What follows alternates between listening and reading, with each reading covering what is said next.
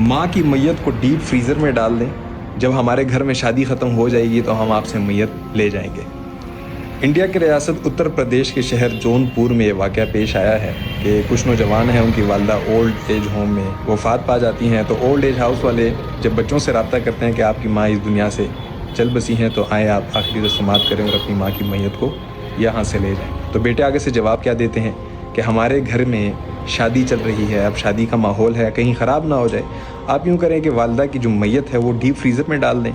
جب ہمارے ہاں یہ ماحول ختم ہو جائے گا شادی والا تو ہم آپ سے ماں کی میت ریسیو کر کے آخری رسومات کر دیں گے۔ بائی دا وے جو لوگ تھے یہ ہندو تھے،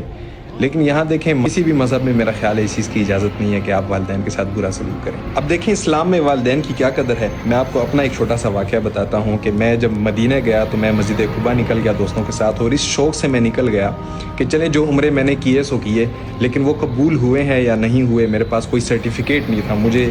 کوئی گارنٹی نہیں تھی مجھے۔ اب مسجد قباء میں اس لیے پہنچا کہ رسول اللہ صلی اللہ علیہ وسلم کے فرمان کا مفہوم ہے کہ جس نے مسجد قباء میں 2 رکعت نفل ادا کیے اس کو قبول عمرے کا ثواب مل گیا۔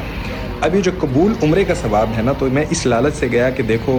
یہاں پر قبول عمرے کا ثواب مل رہا ہے، تو میں بڑے شوق سے پہنچا وہاں پر اور نوافل ادا کرنے لگ گیا، اور نوافل ادا کرنے کے دوران ہی مجھے ایک اور روایت رسول اللہ کی یاد آئی جس کا مفہوم ہے کہ جس نے اپنے والدین کے چہرے کو محبت کی نگاہ سے دیکھا تو اس کو قبول حج کا ثواب مل گیا۔ اب میں نے وہاں اپنے آپ سے پوچھا کہ دیکھو عمرے کا ثواب زیادہ ہے یا حج کا، اور یہاں قبول حج کی بات ہو رہی ہے، تو میرے دل میں بڑا شوق بڑا والدین کا دیدار کرنے کا، اور میں بڑا رویا بھی وہاں پر۔ میں اس افسوس میں رویا ہوں کہ میں اتنا دور مدینے چل کر آیا ہوں قبول عمرے کا ثواب پانے کے لیے، اور اس شوق سے میں مسجد قباء میں آ کر کھڑا ہوا ہوں، لیکن اس افسوس نے مجھے بڑا رلایا ہے کہ جتنی زندگی گزاری ہے ہر روز میں قبول حج کا ثواب پا سکتا تھا، لیکن افسوس کہ میں نے وہ سارے دن اپنے ضائع کر دیے۔ اب میرے دل میں یہ شوق ہے کہ میں جلد از جلد اپنے گھر واپس جاؤں